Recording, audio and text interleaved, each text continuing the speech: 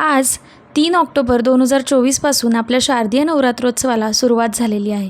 श्रावण मास सुरू झाला की सगळ्या सणांची चाहूल लागते. हळूहळू एक एक सण येत जातात. तसंच आपला विजयादशमी आणि दसरासुद्धा येणार असतो. त्याआधी आपण 9 दिवसाची नवरात्र साजरी करतो, त्याला आपण शारदीय नवरात्रोत्सव म्हणतो. आज शारदीय नवरात्रोत्सवचा पहिला दिवस, घटस्थापनेचा पहिला दिवस. माझीसुद्धा पूजेची लगबग सुरू होती. रोजची देवपूजा आटोपल्यानंतर नवरात्र पूजनाला सुरुवात करायची होती. आमच्याकडे घटस्थापना तर केली जात नाही, पण सालाबादाप्रमाणेच दरवर्षी अखंड दीप प्रज्वलित करणं ही सेवा मी आवर्जून करत असते. आपल्या सगळ्यांनाच आतापर्यंत माहीत झालं आहे की अखंड दीप का प्रज्वलित करावा आणि त्यामागचं कारण काय, आणि दिवा प्रज्वलित केल्यानंतर सकारात्मकता आपल्या घरात येत असते. दिव्याच्या ज्योतीप्रमाणे उंचावत जाणारा तेवलेला प्रकाश आपल्या घरात एक ऊर्जेचा स्तोत्र बनून आपल्याला यश, कीर्ती, प्राप्ती यासाठी आई कुलदेवता भरभरून आशीर्वाद देण्यासाठी सज्ज होत असते. मंगल कलश म्हणजे काय, याच्या नावातच याचा अर्थ दडलेला आहे. सगळं काही मंगलमय होण्यासाठी आपण जो स्थापन करतो तो आपल्या देवघरातला मंगल कलश. देवघराच्या डाव्या बाजूला, अर्थातच पूजेच्या डाव्या बाजूला आपल्याला मंगल कलशाची स्थापना करायची असते. देवघरातील मंगल कलश तसेच पूजेतील मंगल कलश हा आपल्या कुळदेवतेचं प्रतीक असतो. कुलस्वामिनीचं प्रतीक म्हणून आपण मंगल कलशाची स्थापना आपल्या देवघरात करत असतो. मंगल कलश का स्थापन करायचा, कसं स्थापन करायचा याचा सविस्तर व्हिडिओ आपल्या चॅनलवरती येणार आहे. मागच्या वर्षी मी बऱ्याच ठिकाणी बऱ्याच व्हिडिओजमध्ये मंगल कलशाची वस्त्रसुद्धा पाहिली होती आणि यावर्षी ती वस्त्र मला खरेदी करायचीच होती. कारण मागच्या वर्षी काय झालं, नवरात्रोत्सव सुरू झाल्यानंतर ती वस्त्र मला दिसली आणि मंगल कलश स्थापन करून झाला होता, त्याच्यामुळे तर ते काही शक्य नव्हतं. म्हणून यावर्षी आधीच नवरात्रोत्सव सुरू होण्याआधीच मी मंगल कलशाची वस्त्र खरेदी करून आली. आजचा पहिला दिवस आणि नवरात्रीचा रंग होता पिवळा, आणि मनात आणि ध्यानात नसतानासुद्धा सगळी पूजा अगदी पिवळी पिवळी झाली होती. जेव्हा वस्त्र खरेदी केलं तेव्हा तर काही लक्षात नव्हतं की नवरात्रीच्या पहिल्या दिवशी पिवळा रंगाचा आपल्याला परिधान करायचा आहे. त्याचबरोबर आई पिवळ्या रंगावर स्वार होणार आहे. आणि का कुणास ठाऊक घेताना मी पिवळ्या रंगाचं वस्त्र घेतलं आणि नवरात्रीची पहिल्या दिवसाची पूजा अगदी खुलून दिसत होती. देवघरात सुद्धा पिवळ्या रंगाचं आसन अंथरलं आणि पिवळ्या रंगामध्ये आई भगवतीचं स्वरूप खूप विलोभनीय दिसत होतं. पूजा अगदी खूप सुंदर दिसत होती. दरवर्षी आपण अश्विन महिन्यात शारदीय नवरात्रोत्सव साजरा करतो. 10व्या दिवशी दसरा आपण साजरा करतो. पण आपल्याला माहिती आहे का, शारदीय नवरात्राचं उत्सवाला सुरुवात कशी झाली किंवा त्यामागची कथा काय आहे ती आता आपण जाणून घेऊया. तर महिषासूर नावाचा एक राक्षस होता. तो फार उन्मत्त झालेला होता. त्रिभुवनातील प्रत्येक गोष्ट आपल्या मालकीची असावी, असं त्यावर आपल्यावर नियंत्रण असावं, असं त्यांनी इंद्रदेवाला हटवलं आणि त्यांचा राज्यकारभारच आपल्या हाती घेतला. त्यामुळे सगळीकडे अगदी हाहाकार पसरला, अनर्थ ओढावला. एवढे मोठे पराक्रमी देव पण अगदी भयभीत झाले होते. काय करावं त्यांना सुचत नव्हतं. अखेर सगळं देवी देवता एकत्र आले. ब्रह्मा, विष्णू, महेशजी यांना ते शरण गेले. महिषासुराच्या अन्यायाच्या, अत्याचाराच्या गोष्टी सगळ्यांनी त्यांना सांगितल्या. त्या त्रासापासून आपल्याला सोडवावं अशी विनंती त्यांनी त्रिदेवांना केली.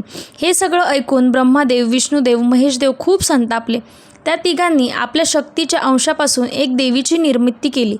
त्यांना वेगळ्या वेगळ्या शस्त्रांनी सन्मानित करून महिषासुराचा नाश करण्यासाठी पाठविले. देवी आणि राक्षसाचं घनघोर युद्ध सुरू झालं. अश्विन शुद्ध प्रतिपदेपासून पुढे 9 दिवस हे युद्ध चाललं होतं. अखेर शक्ती देवीने त्या राक्षसाचा वध केला व सर्व देवांना आणि सृष्टीला त्यांच्या त्रासापासून मुक्त केलं.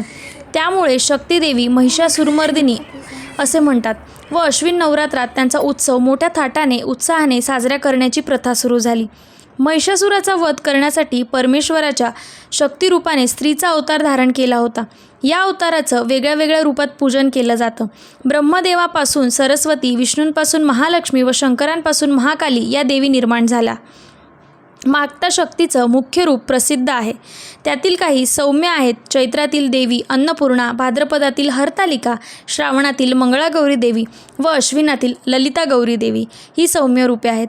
ऐश्वर्यांची देवी महालक्ष्मी आणि विद्येची, ज्ञानाची देवी महासरस्वती ही ती रूपे अनंत तरी ईश्वत्व एकच त्या देवीचा हा उत्सव. या नवरात्रात देवी युद्ध खेळून थकलेली असतात, म्हणून 9 दिवस फक्त त्यांची सेवा करावी व दसऱ्याला दर्शनाला जावं अशी प्रथा पडली. 9 दिवस युद्ध करून देवी आई खूप थकून जातात, म्हणून 9 दिवस आपण आपल्या कुलदेवतेच्या टाकाला घटी बसवत असतो. अर्थातच काय, आपण त्यांना आपल्याकडे आरामाला येण्यासाठी आमंत्रित करतो व 10व्या दिवशी उत्सव साजरा करतो. म्हणून 9 दिवसाची नवरात्र साजरी करण्याची प्रथा पडलेली आहे. जसं देवी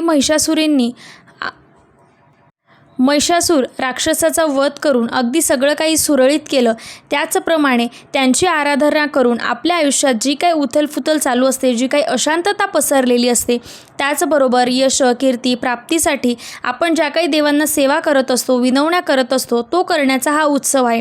त्याच्यामुळे आपण देवी आईचा जागर करून 9 दिवस अखंड ज्योत प्रज्वलित करतो, देवी आईंना घटी बसवतो, त्यांना आपल्याकडे आमंत्रित करतो आणि या सगळ्याचा मोबदला म्हणून त्यांच्याकडनं आशीर्वाद मागत असतो. आपल्याला जे काही हवं असतं ते आपण त्यांच्याकडनं मागत असतो. त्याच्यामुळे 9 दिवसाचा हा महापर्व तुम्हाला जमेल तितकी, शक्य होईल तितकी कुलदेवतेची, आई भगवतीची सेवा करण्याचा प्रयत्न करा. तुमच्या सगळ्या ज्या काही मनातल्या चांगल्या इच्छा असतील त्या पूर्ण होतील. माझीसुद्धा इथे पूजेची मांडणी झालेली आहे. पूजेच्या मांडणीमध्ये मी एका चौरंगावरती लाल वस्त्र अंथरून मंगल कलशाची स्थापना केली. त्याचबरोबर माझ्याकडे देवघरात टाक तर नाही आहेत, ते टाक आमच्या गावी आहे, तर त्याच्यामुळे मी फक्त देवीच्या ज्या प्रतिमा आहेत त्यांची पूजा केली.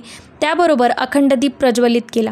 आता अखंड दीप प्रज्वलित करणं ही खूप महत्त्वाची सेवा आहे. आवर्जून आपल्याला या 9 दिवसात या ज्योतीचं प्रज्वलन करायचं असतं. अखंड दिवा प्रज्वलित करून मी दिव्याची पूजासुद्धा करून घेतली. या देवी सर्व भूतेषु शक्तिरूपेण संस्थिता, नमस्तस्ये नमस्तस्ये नमस्तस्ये नमो नमः. अखंड दीप लावल्यानंतर आपल्याला बऱ्याच जणांना असं वाटतं की दिवा विझू नये, तर दिवा विझू नये म्हणून आपण दिव्याची विशिष्ट काळजी घ्यायची असते. जर आपण दिव्यामध्ये या 3 गोष्टी टाकल्या तर दिवा विझण्याची जी शक्यता आहे ती कमी होते. तर कुठल्या गोष्टी आपल्याला टाकायच्या आहेत, तर दिव्यामध्ये आपल्याला भीमसेनी कापुराचा एक छोटा तुकडा, त्याचबरोबर 1 लवंग आणि 1 वेलदोडा म्हणजेच इलायची, या 3ही गोष्टी आपण दिव्यात जर टाकल्या ना तर काय होतं, दिव्याची जी वात असते ती हवेच्या झोकामुळे किंवा अशी हलती असते, तर या 3ही गोष्टी जर दिव्यामध्ये टाकल्या तर दिव्याची वात जी असते तिला स्थिरता येते आणि त्याच्यामुळे दिवा विझण्याची जी शक्यता कमी होते. अशा प्रकारे माझी पहिल्या दिवसाची पूजा करून झालेली आहे. पूजेची मांडणी किंवा माझी घरची पूजा तुम्हाला कशी वाटली हे कमेंट करून कळवायला विसरू नका. श्री स्वामी समर्थ.